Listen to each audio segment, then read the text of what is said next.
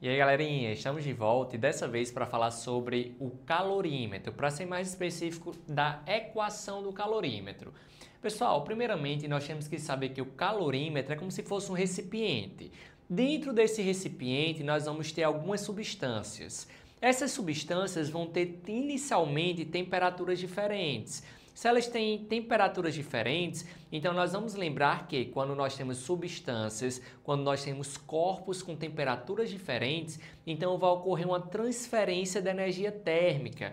De forma espontânea, essa transferência sempre acontece do corpo de maior temperatura para o de menor temperatura, tá bom? Então, nesse caso aqui, ó, como a temperatura de A, eu já estou afirmando que é maior que a temperatura de B, então vai ter uma transferência de energia térmica de A até B. E o nome dessa transferência de energia térmica nós chamamos de calor. Então essa energia térmica vai ser transferida até o momento em que esses dois corpos vão entrar em quê? Em equilíbrio térmico. Ou seja, até o momento em que a temperatura final desses dois corpos vão ser exatamente a mesma. Beleza, galerinha?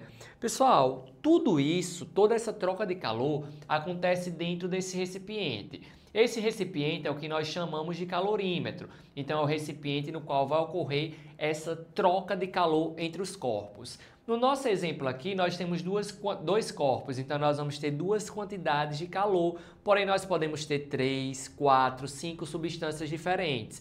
Se eu tiver 5 substâncias diferentes e for um calorímetro ideal, então nós teremos 5 quantidades de calor. Galera, uma observação. Se esse corpo aqui está perdendo, por exemplo, menos 10 calorias, se ele está perdendo, então a quantidade de calor é negativa, tá bom?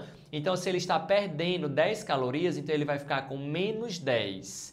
Se ele perde 10 calorias, esse outro corpo, ele vai ganhar 10 calorias. E quando a gente somar a quantidade que esse perde mais a quantidade que esse ganha, esse somatório das quantidades de calores trocadas vai dar exatamente igual a zero. Então, vai ocorrer uma conservação da quantidade de calor. Ah, Lucas, se a gente tiver 3 corpos aqui, então vou colocar a quantidade de calor de A, de B e de C. Quando a gente somar quantidade de calor de A, mais quantidade de calor de B, mais quantidade de calor de C, tudo isso vai ser igual a quanto? A zero, pois aqui dentro do meu calorímetro nós vamos ter uma conservação da quantidade de calor. O calor que um corpo perde, ele é transferido para os outros corpos, para as outras substâncias, tá bom?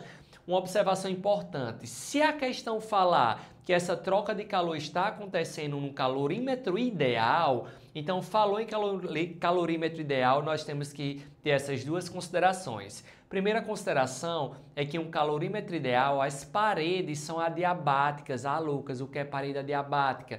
Galera, parede adiabática é tipo essa parede aqui. É quando vai deixar esse sistema com um sistema isolado, ou seja, esse calor que está sendo trocado aqui dentro, ele não permite com que seja trocado com o ambiente aqui fora, pois essas paredes são adiabáticas, então ela não permite essa passagem, essa transferência de energia térmica, ou seja, essa transferência de calor da região interna para a região externa e nem vice-versa, nem da externa para a interna, tá bom? Então, se ele falar que o calorímetro é ideal, as paredes são adiabáticas, então nós não vamos ter perca de calor aqui para o ambiente.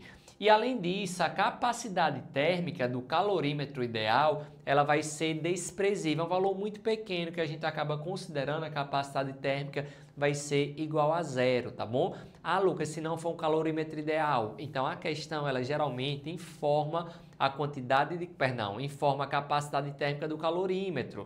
Então, se ela informa a capacidade térmica do calorímetro, então o calorímetro ele vai entrar com uma quantidade de calor que vai entrar nessa equação. Então, por exemplo, eu coloco café, coloco leite e esse aqui não é um calorímetro ideal, então nós vamos ter quantas quantidades de calor nessa equação? Nós teremos a quantidade de calor do café, a quantidade de calor do leite e a quantidade de calor do calorímetro, tá bom? Pois se esse calorímetro não for ideal, então ele vai ter uma capacidade térmica diferente de zero, certo? Então eu ia ter que colocar aqui quantidade de calor do café, mais a quantidade de calor do leite, mais a quantidade de calor do calorímetro vai ser igual a zero.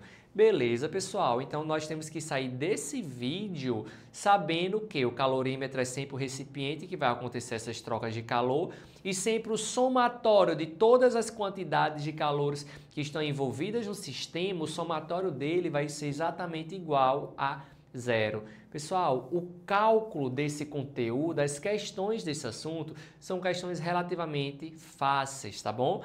Então, aguardo vocês nos nossos próximos vídeos, no qual eu irei fazer alguns exemplos para esse conteúdo ficar mais claro ainda. Até já já!